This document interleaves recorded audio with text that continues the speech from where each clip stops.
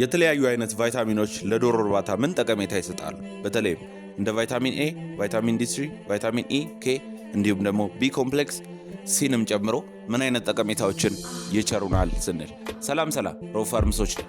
እንግዲህ ቫይታሚኖች ዘርፈ ብዙ የሆነ የዶሮ እርባታ ጠቀሜታ ይኖራቸዋል። ከዚህ መካከል አንደኛው ለእድገታቸው ነው። በተለይ ፕሮፐር ሜታቦሊዝም እንዲኖር ወይንም ፕሮቲን፣ ፋትና ካርቦሃይድሬት በመኖና በተለያየ መልኩ የሚመገቡትን ዶሮዎች ወደ ሰውነታቸው አብዞርቭ ለማድረግ ቫይታሚኖች በጣም ወሳኝ ሚና ይጫወታሉ። እንዲሁም ቦን ፎርሜሽን እና መስል ግሮዝ ላይ ከባድ ሚና ይጫወታሉ።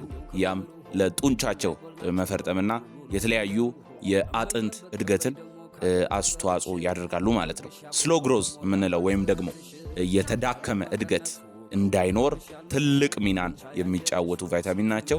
እንዲሁም ደግሞ ኤግ ፕሮዳክሽን እና ኳሊቲ ላይ በጣም አስተዋጽኦ ያደርጋሉ። ለምሳሌ የእንቁላል ቁጥርን ፕሮዳክሽን ሌቭልን ከመጨመር አንጻር እንዲሁም ደግሞ የሼል ስትሬንግዝ ወይም የቅርፊቱ መሳሳትና ጥንካሬ በተለይ ደግሞ ለዚህ የሚጠቀሱት ቫይታሚን ዲ3 እና ቫይታሚን ኬ በጣም ወሳኝ ናቸው። እንዲሁም ደግሞ ዮልክ ከለር ወይም የአስኳሉን ከለር ቢጫነት እንዲሁም ደግሞ ኳሊቲውን በቫይታሚን ኤ እና ቫይታሚን ኢ ከፍተኛ ሚና የሚጫወቱ ቫይታሚኖች ናቸው ማለት ነው።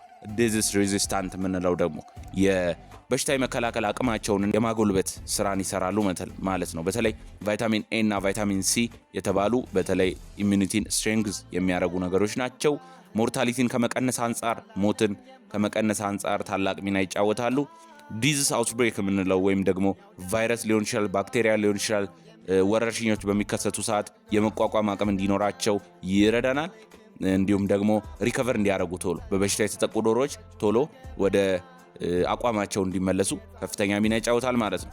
ፈርቲሊቲ እንዲኖር ለምሳሌ በተለይ እናትና አባት ዶሮን ይዘን በምናዳቀል ጊዜ ወይም ጫጩት በማስፈልፈል ሂደት ላይ ፈርቲሊቲን ኢምፕሩቭ የማድረግ ስራ ይሰራሉ ማለት ነው። ያ ለምሳሌ ቫይታሚን ኤ እና ቢ ኮምፕሌክስ የምንለው ሃቺቢሊቲውን ወይም ደግሞ የመፈልፈል አቅምን ከፍተኛ የማድረግ ሁኔታ ይታያል። ሌላው ስትረስ ሪዳክሽን የምንለው ወይም ደግሞ ዶሮዎች በስትረስ እንዳይጠቁ ስትረስን ከመቀነስ አንጻር ቫይታሚን ሲ ሂት ስትረስ ለምሳሌ የሙቀት ስትረስ እንዳይኖር፣ ቢ ኮምፕሌክስ የምንለው ደግሞ በትራንስፖርቴሽን ላይ፣ በቫክሲኔሽን ላይ፣ በፊድ ቼንጅ ላይ በማጓጓዝ ዶሮዎችን በክሬት በምናጓጉዝበት ሰዓት፣ ክትባት በምንሰጥበት ሰዓት እንዲሁም ደግሞ መኖ ለውጥ በሚካሄድበት ሰዓት ከድርጅት ወደ ድርጅት ወይም ደግሞ ከእንቁላል ጣይ ወደ ቄብ ከቄብ ወደ እንቁላል ጣይ የመሳሰሉት ነገሮችን ቼንጅ በሚሆን ሰዓት ከፍተኛ ሚናን የሚጫወቱ ቫይታሚኖች አሉ ማለት ነው። ሌላው ቦን ስትሬንግዝ ኤንድ ሌግስ ሄልዝ የምንለው ነገር ለምሳሌ ያው የእግር ጥንካሬና የአጥንት የመሳሳትና የመጠንከር ሁኔታን ቫይታሚን ዲ3 የምንለው በተለይ ካልሲየምና ፎስፈረስ አብዞርቬሽን እንዲኖር ስለሚያደርግ ከፍተኛ ጥረት ያደርጋል ማለት ነው።